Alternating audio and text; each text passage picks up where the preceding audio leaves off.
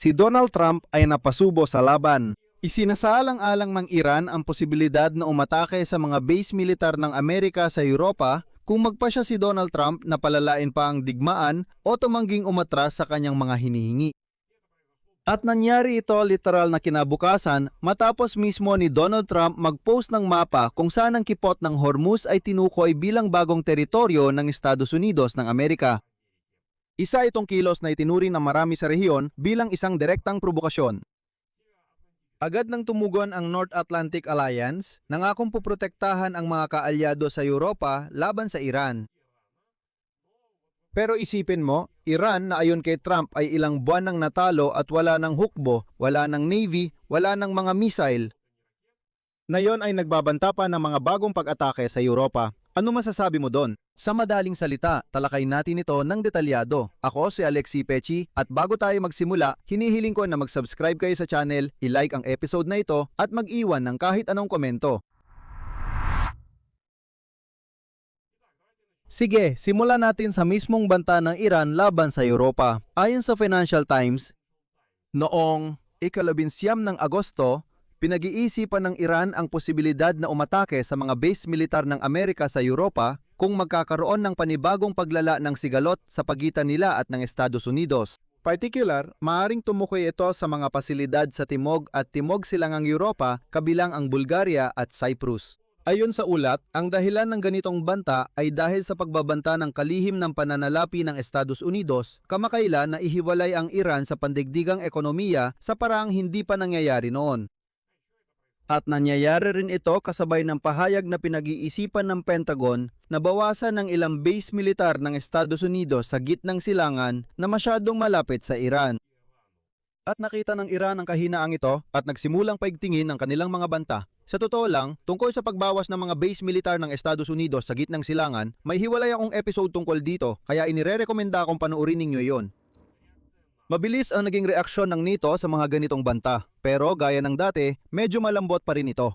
Ayon sa tagapagsalita ng alyansa, at ito ay isang CP, handa ang NATO na harapin ang anumang banta at palaging gagawin ang lahat ng kinakailangan para protektahan ang lahat ng kaalyado. At pagkatapos ay nagbigay siya ng konkretong patunay na ang alyansa ay nakayanan na ang ganitong uri ng banta sa aktual. Isa pang CP. Tulad ng ipinakita kanina, ngayong taon, nang matagumpay na na-intercept ng mga sistema ng depensang pangimpapawid ng NATO ang mga ballistic missile na papunta mula Iran patungong Turkey. Sa apat na magkakahiwalay na pagkakataon, ang ating mga kakayahan sa pagpigil at depensa ay malakas at epektibo. Ang tinutukoy dito ay noong Marso ng taong ito kung saan apat na Iranian ballistic missile na patungong Turkey ay na-intercept talaga ng mga sistema ng NATO. Sa ngayon, ang mga pag-ataking ito ng alyansa pagkatapos ng mga pag-ataking ito. Pinalakas ng alyansa ang depensa laban sa mga missile sa buong teritoryo ng bloc at inihayag na mananatili ang mataas na antas ng kahandaan ng mga sistema ng depensa laban sa missile hanggang bumaba ang banta mula sa Iran. Sa ngayon, hindi pa bumababa ang antas ng banta na ito. Mahalaga ring tandaan na ang banta mula sa Iran ay hindi ganap na bago. Bahagi ito ng mas mahabang linya ng paglala mula sa Tehran. Paalala ko lang, noong Pebrero pa. Ngayong taon, halimbawa, iniulat ng New York Times na bilang tugon sa mga pag-atake ng Estados Unidos laban sa Iran, maaaring atakihin ng Islamikong Republika ang mga target ng Amerika sa Europa at gitnang silangan. Ibig sabihin mula Pebrero hanggang Agosto, hindi nagbago ang mismong lohika ng banta. Ngayon lang, mas naging tiyak ito sa ilang mga bansa at sinamahan ng bagong dahilan na may kinalaman sa ekonomiya. Ibig sabihin, nagpasya si Trump na ilipat ang digmaan sa larangan ng ekonomiya sa larangan ng mga sanksyon.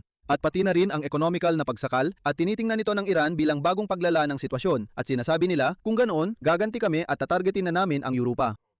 Pero ayon sa mga source ng Financial Times sa Tehran, hindi basta-basta lumitaw ang mga banta ng Iran. At binanggit din ang isa pang halimbawa. Noong gabi ng Agosto 18, nagpost ang Pangulo ng Estados Unidos sa Truth Social ng larawan ng mapa ng Golpo ng Persya at Golpo ng Oman kung saan ang kipot ng Hormuz ay pinalibutan ng asul na bilog na may nakasulat, "Bagong teritoryo ng Estados Unidos ng Amerika." Walang anumang karagdagang caption o paliwanag na inilagay ang Amerikanong lider sa larawang ito. Ngunit ito ay nagdulot, syempre, ng malinaw na hindi pagsang-ayon sa gitnang silangan. At ang post na ito ay pagpapatuloy ng mga banta mismo ni Donald Trump dahil sa unang pagkakataon ay balak niyang ideklara ang kipot ng Hormuz bilang teritoryo ng Estados Unidos. Ipinahayag ni Trump noong Biyernes sa isa sa mga meeting sa New Jersey bago pa man ilathala ang mismong larawang ito. Siyempre, mahalagang paghiwalayin ang mga pahayag na pampulitika at ang legal na katayuan. Ang mismong paglalatala ng mapa ay hindi talaga nagbabago sa international na legal na katayuan ng kipot ng Hormuz at hindi rin nangangahulugan ng formal na pagsanib nito sa Estados Unidos. Ito, pasensya na, ay isa na namang pagwawala ni Donald Trump na ipapaalala ko lang ay idineklara ang mga teritoryo ng Estados Unidos ng Amerika, Canada, Venezuela, Grenlandia, Kanal ng Panama. Iyan ang mga naalala ko. Idineklara na niya dati na lahat ng ito ay teritoryo ng Amerika. Ganyan talaga ang trip ng presidente ng Amerika. Pero halatang na insulto ang mga Iranian dito. Pero kasabay nito, nagbigay rin ng mahalagang pahayag si Trump. Sinabi niya na itinigil na ang lahat ng negosasyon sa Iran at lilipat siya sa ekonomikong pagsakal sa Tehran. Mahalaga rin ang konteksto kung saan lumabas ang mapang ito mula kay Donald Trump para maintindihan ang kabuuang tensyon ng sitwasyon. Lalong tumindi ang sitwasyon sa paligid ng kipot ng Hormuz matapos magtapos ang bisa ng memorandum pangkapayapaan sa pagitan ng Iran at Estados Unidos. Bagaman ngayon, sinasabi ng mga eksperto, lalo na't nagsimulang magsulat tungkol dito ang mga Amerikanong media, na unti-unti, ngunit nawawalan pa rin ng kontrol ang Iran sa kipot ng Hormuz. At sa ngayon, humigit kumulang 80 barko at tanker na ang dumadaan sa tabi ng koridor ng Iran, kahit na sinusubukan ng Iran na pigilan ito. Kaya naman naging sarkastiko ang reaksyon ng panig ng Iran sa mapa ni Donald Trump. Sinabi ng mga opisyal na kinatawan ng Iran na imposibleng sakupin ang kipot ng Hormuz gamit lang ang TWIP, aircraft carrier, executive order o talumpati sa kampanya. At ang tagapagsalita ng parlamento ng Iran na si Mohammad Bagher Ghalibaf ay naglatag ng malinaw na mga kondisyon at sinabi, CP, ang kipot ng Hormuz ay bubuksan lamang kapag inalis na ang mga sanksyon sa langis ng Amerika matapos ang pagtigil ng blockade at pagpapalaya sa mga nakapirming ari-ariya ng Iran. Ipinahayag din niya ang kahandaan ng Tehran na maglunsad ng mas matitinding pag-atake laban sa Amerika depende sa mga susunod na hakbang ng Washington. Ibig sabihin, direkta niyang iniuugnay ang posibleng paglala sa banta ng mga pag-atake na kalaunan ay iniulat din ng pahayagang Financial Times. Hiwalay pang idinagdag ni Ghalibaf ang isang mahalagang detalye. Sabi niya, ang kasunduan tungkol sa tigil putukan na napagkasunduan ng mga panig sa alitan sa ilalim ng memorandum noong Hunyo.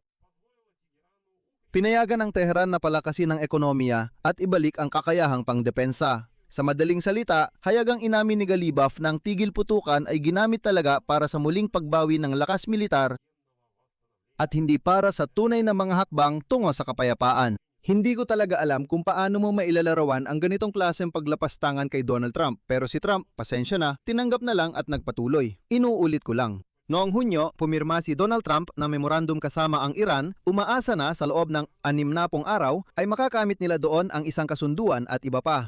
Ngayon, sinasabi ni Ghalibaf na, pakinggan ninyo, wala namang balak na pumirma ang kahit sino, ano ba, nagbibiro ba kayo? Kailangan lang talaga namin ng pahinga para palakasin ang ekonomiya at ibalik ang kakayahan sa depensa. Sa totoo lang, naabot na namin ito, nagawa na namin ito, kaya tuloy-tuloy na kaming gagalaw nang wala ng kung anong memorandum. At dito, sa totoo lang, pwedeng kumalat ang digmaan sa magkabilang panig. Si Donald Trump mismo, noon pa, noong nagkokomento siya tungkol sa sitwasyon sa paligid ng Strait of Hormuz, nagbanta siyang bumbahin ng todo ang Oman kung makikialam ito sa sitwasyon sa paligid ng Strait of Hormuz. Ibig sabihin, pareho lang ang ugali ng dalawang panig. Parehong ginadamit ng Washington at Tehran ang pinakamahigpit na pampublikong retorika laban sa mga ikatlong bansa at mga kaalyado na hindi direktang kasali sa tunggalian pero pisikal na malapit sa zona ng komprontasyon. Sa kaso ng Iran, teoretikal na nanganganib na maatake ang Bulgaria at Cyprus. Ito ay mga bansang NATO na walang direktang kinalaman sa mismong tunggaliang kinasasangkutan ng Iran pero tumatanggap ng mga base militar ng Amerika sa kanilang teritoryo. Konklusyon. At itong mapang probokasyong mapa ni Donald Trump na nagpapakita ng bagong teritoryo ng Estados Unidos ay lumitaw kinabukasan matapos magwakas ang lahat ng diplomatikong ilusyon tungkol sa Strait of Hormuz at halos agad na nadulot ng tugon mula sa Tehran. Ibig sabihin, banta ng pag-atake sa mga Amerikanong pasilidad sa dalawang nabanggit na bansa ng NATO na matatagpuan sa Europa.